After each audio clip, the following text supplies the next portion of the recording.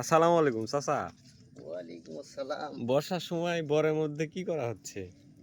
এখানে পানি নিষ্কাশন করা হচ্ছে গো বাবা। পানি নিষ্কাশন করা হচ্ছে তো। হ্যাঁ। এই পানি বেঁধে থাকলে এই পর যে কোনো সময় পচন আসতে পারে। হ্যাঁ, ওই জন্য এই পানিটাকে নিষ্কাশনের ব্যবস্থা করা হচ্ছে, ড্রেন করা হচ্ছে। তাই? বরের ভিতর দিয়ে ড্রেন করে এখানে পানি বের করে দেওয়া হচ্ছে। বুঝতে পেরেছো? হ্যাঁ, বুঝতে পেরেছি। দেখি কাজটা কেমন হলো। সুন্দর।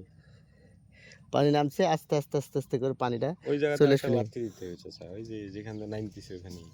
এখানে হুম। লাঠি দিয়ে লেয়ার হয়ে যেতে পারে। তারপরে পানি যদি হয় তাহলে এই কাঁটাটা মেলে যাবে এখন, হ্যাঁ, হ্যাঁ। গেলে এই পানি এখানে থাকবে না। আচ্ছা, আচ্ছা। ওই ট্রেন দিয়ে কাটা পানি ছেড়ে দেবে, ইয়ে হবে, নরম কাদা মিলে যাবে। চাচা, বর বিষয়ে আপনি কি বলবেন? এর যত্ন আত্তি কেমন? বাবা এই যত্ন তো ব্যাপক, এর এর যত্ন ব্যাপক যত্ন। এটা তো একটা তামাক। এই তামাক চাষ করতে হলে বিশাল একটা পরিশ্রমের ব্যাপার আছে। এই তামাক যাবে, যাই খাবে, এই তামাক চাষ করতাম না, এই তামাক যে খাবে বিভিন্ন জিনিস ক্যাটাগরিতে খাইতে হয়। এই জন্য বিভিন্ন রোগ ভালো হয়ে যায়। বুঝতে পেরেছেন? পান খাওয়া ভালো।